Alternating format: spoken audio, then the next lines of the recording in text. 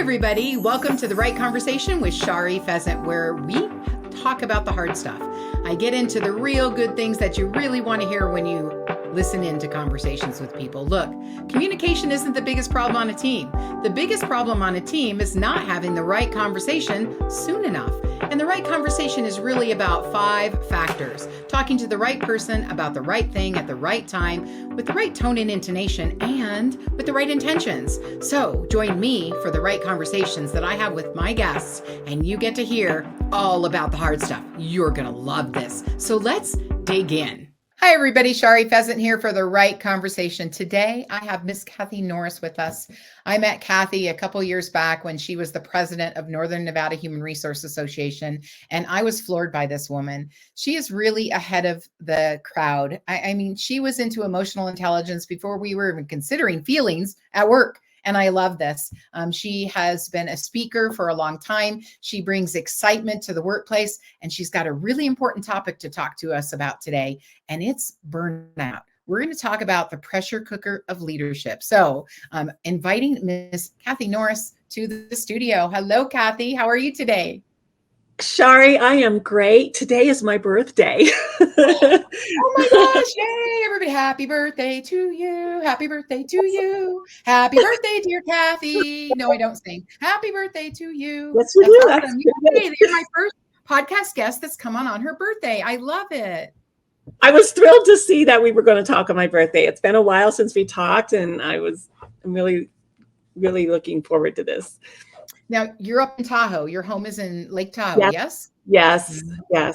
A lot of our listeners are all across the country, Cathy, and many of them come here to go to Lake Tahoe. It's such a beautiful place.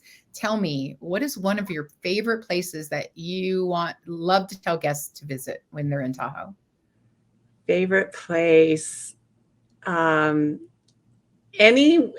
Just looking at the lake wherever you are, even though I've lived here over 20 years, and especially if I come home from being away, just looking at the lake brings calm. And I've heard that from so many people. So you can't go wrong wherever you go. I have a favorite place. I love Whale Beach. I love hiking down the mountain there and going to, and it's not that mountain, hiking down the hill. To go to Whale Beach. You do have to do some hiking to get there, but it's absolutely worth it. It's beautiful. Yes. It's beautiful.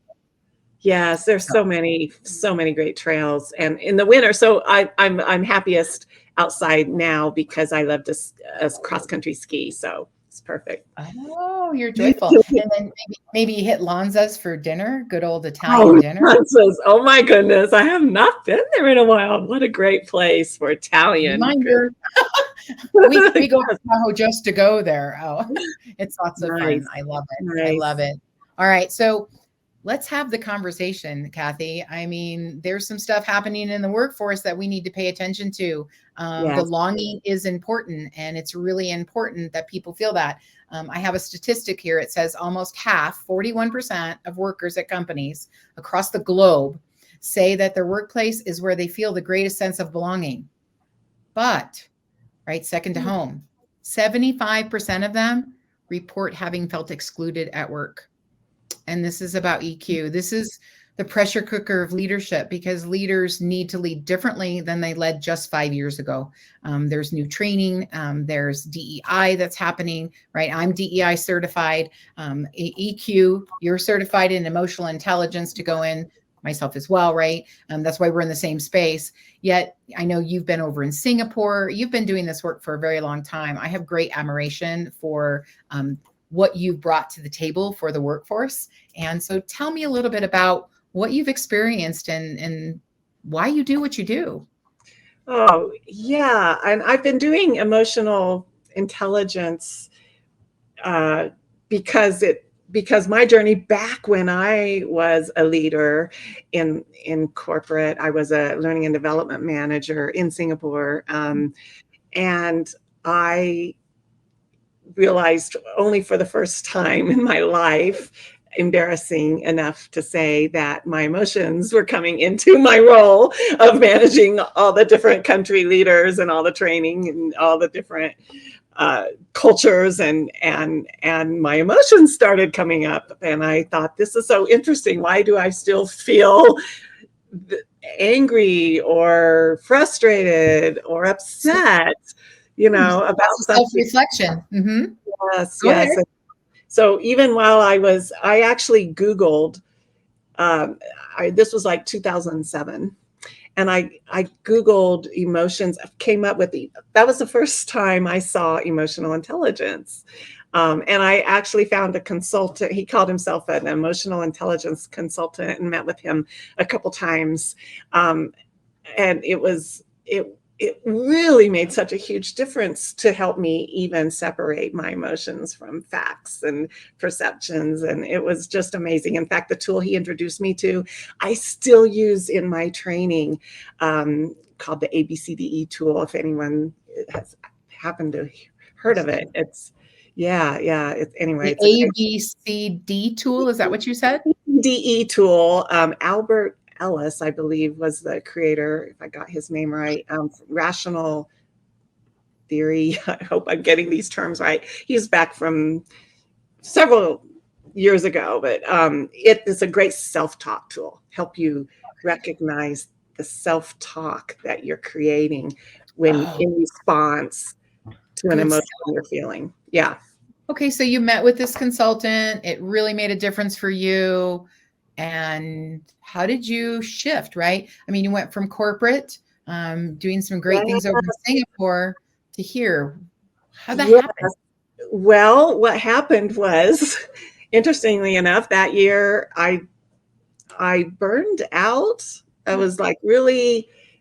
And here's the thing about burnout. So I've really been looking into burnout lately.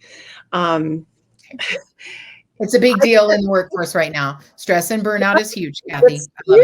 It's huge. And I didn't know. I mean, I didn't know I was burned out. I didn't think about it as burned out. When you're burning out, you're not, at least maybe it's different now because everyone's talking about burnout, but I just had to keep going. Right. But I did,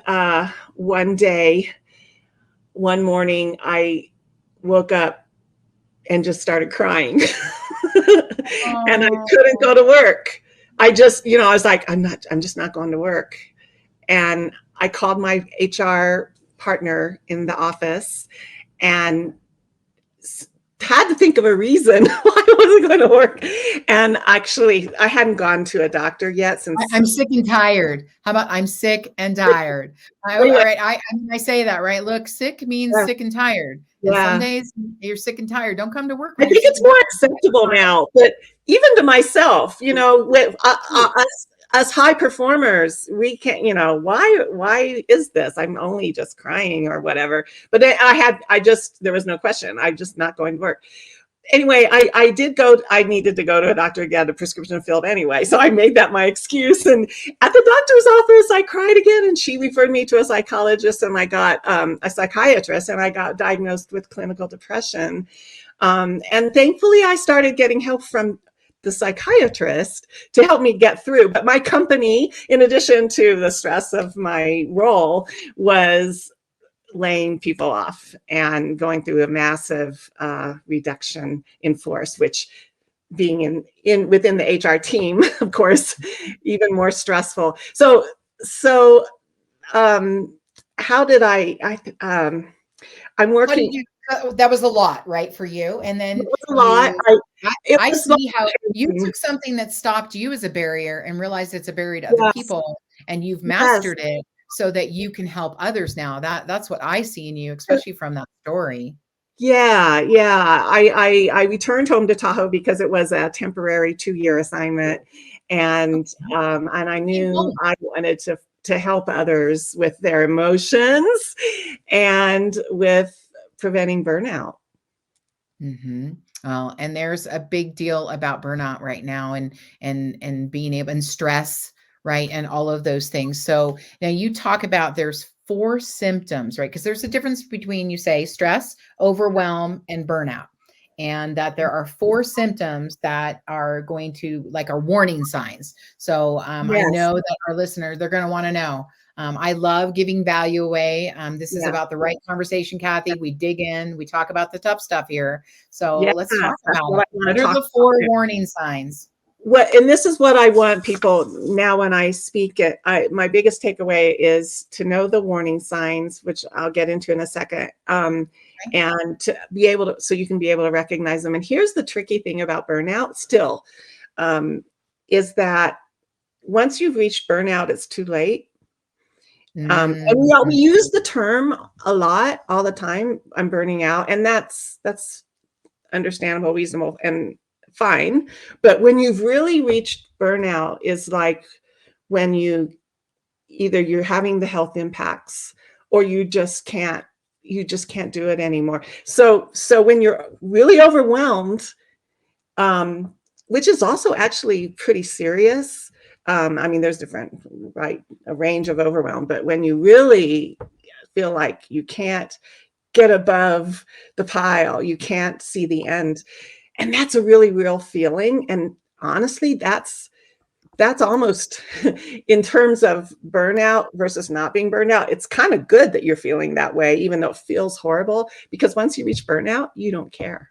I had to put it up there. When you burn out, it's too late. It's too late. I think that's stellar, right? It's kind of like once you have cancer, it's too late, everybody, right? Once you're 50 pounds overweight, it's too late to be healthy and keep slim. Now you have to do something totally different, which normally takes 10 times the effort because you've burnt out, right? Right. So what are the symptoms to be aware of? Therefore, the first one sounds like a no-brainer: exhaustion. And this can be, and usually is, physical, mental, emotional exhaustion. Which I was definitely feeling that. Just so total countless exhaustion. I can't think straight. I don't want to do anything. I don't want to get off the couch or the bed. I'm tired. I can't pick my legs up, right? Specific signs that we can look for. Like you go to walk and your legs feel heavy. You just can't even focus. Yes. Yes. It's all kind of mixed together, the mental and physical. Yes. And then emotional too. You just like maybe cry in the middle of the morning or whatever, like I was experiencing. So that's probably the most common, just exhaustion. Okay. The second one is low self-inefficacy. Low self-inefficacy. What is inefficacy? Yeah, it means INEFFECACY? ICACY. Inefficacy. Okay, I'm going to I know those of you listening can't see what we're doing, but we're putting it up on the screen if you're watching the podcast. Right, because this is about learning. It's about sustainable value that we're giving you in this podcast. So number 1, exhaustion. Number 2, low self-inefficacy. Let's talk about that. That means you feel that you're not being effective in your work. So I feel like I'm not winning, like I'm never doing it right, like I'm never accomplishing or getting to where I want to. I have low self-inefficacy. Right. Oh, wow. Okay. Could be I think that's happening a lot more than we think. Oh my goodness. Absolutely. Yeah. Yes. And I even think it's something that some of us have that tendency anyway. It's like, can one lead to another? Like I have low self-inefficacy, so I become exhausted because I feel like I can never, for all my efforts, nothing comes of it. Yeah, definitely. You can have more than one. Yes. Okay. And one can lead to another though. Like yes, start with one and you lead to another.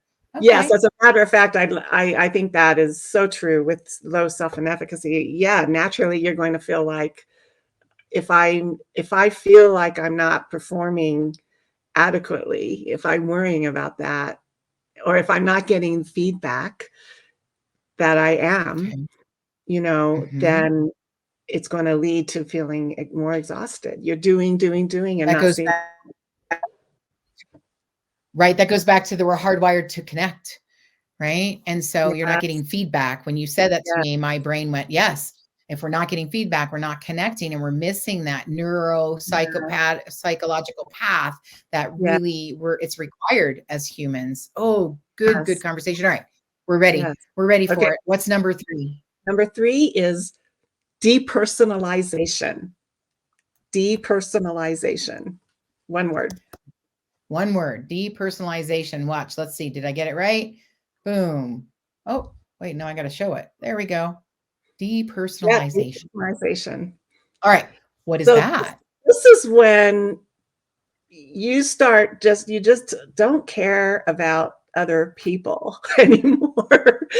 I know.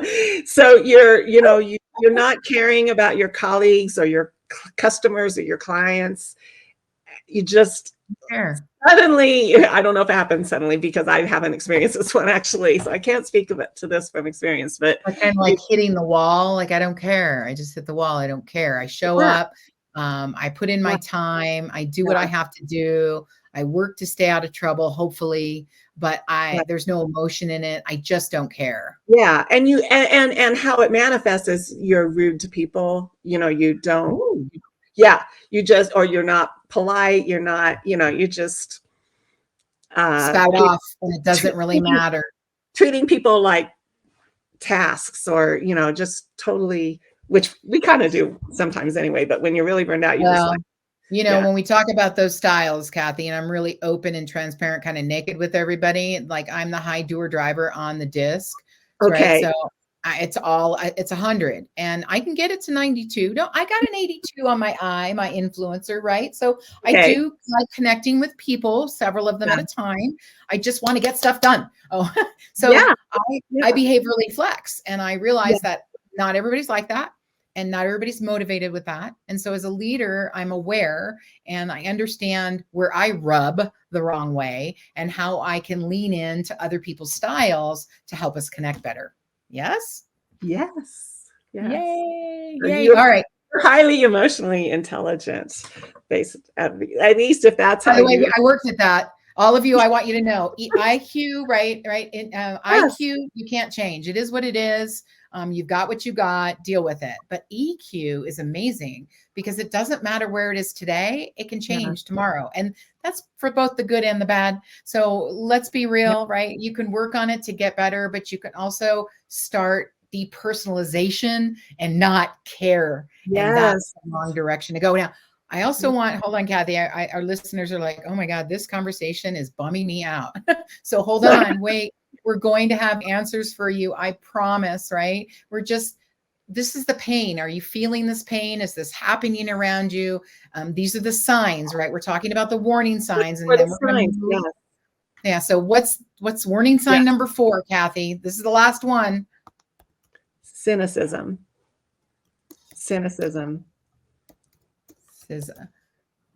Okay. Cynicism. You were giving you a spell. I got it. Because I have Grammarly and I know how to get help.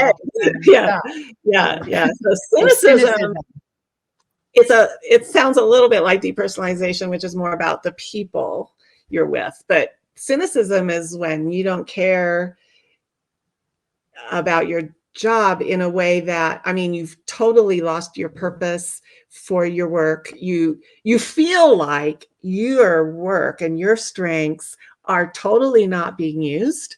And it's like, why should I care anymore? So, right. And it's kind of like they're very skeptical now, right? Cynicism. Skeptical, like, I'm not really sure, I don't believe, right? Yeah. I don't believe my boss is really going to recognize that that all the work I put in. So I'm just not going to do it. Yeah. Right. I don't believe my boss is going to hear my value in the meeting. And when I speak up, so I'm just going to be quiet, ladies. Oh, listen. Right. So absolutely. And you know what I love is you say, if we aren't human, or if we're human, we don't leave emotions outside the workplace door, right? And I think that's really important that we understand what that is, Right. because it's holistic anymore. We used to say, "Oh, leave work at work, leave home at home," right? That, I mean, I don't know about you, but I'm older, and so I was in the workforce in the '80s. Um, and it was a little different back then. And they leave home at home. And that's what you did. You had to leave everything and drop everything. And you just can't, it's not possible. And it's not expected anymore. It's really about, like, the employee life cycle includes the integration of their home life as well.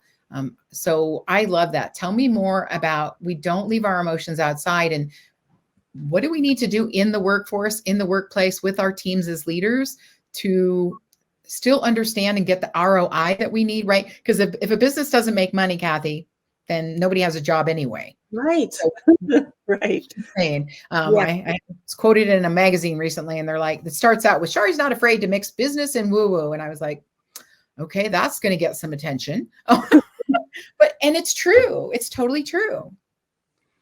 Yeah. Yeah. Well, interestingly, like, there are many things to do for each of these. I'm kind of a little bit conscious of time, and I can speak at length about each of these symptoms. Now companies, organizations, and this I'm still learning, like, what companies are really doing. I'm reading a lot about what companies are doing, but when I'm talking to companies, and I'm still just really starting to talk to them about this, I'm not hearing really that they're doing much of anything, but I'm hearing that companies are investing in wellness programs, larger organizations, and they can be piecemeal, right? Like, here's a meditation class, here's a gym pass. All of these things can help. There are definitely small strategies that can help. However, when we're talking about having that high risk of burnout, you're going to need a more holistic solution. And on the organizational level, I'm just going to cut to the chase. What is more holistic than treating your employees like you care? Well, they say nobody cares about you until they know you care about them, right? I mean, let's be real, Cathy. This is where we're going to have the right conversations, and we're going to dig in, and we're just going to say it. And I don't want anybody's feelings to get hurt, but the 4 symptoms of burnout are important because we need to be aware of that as a leader.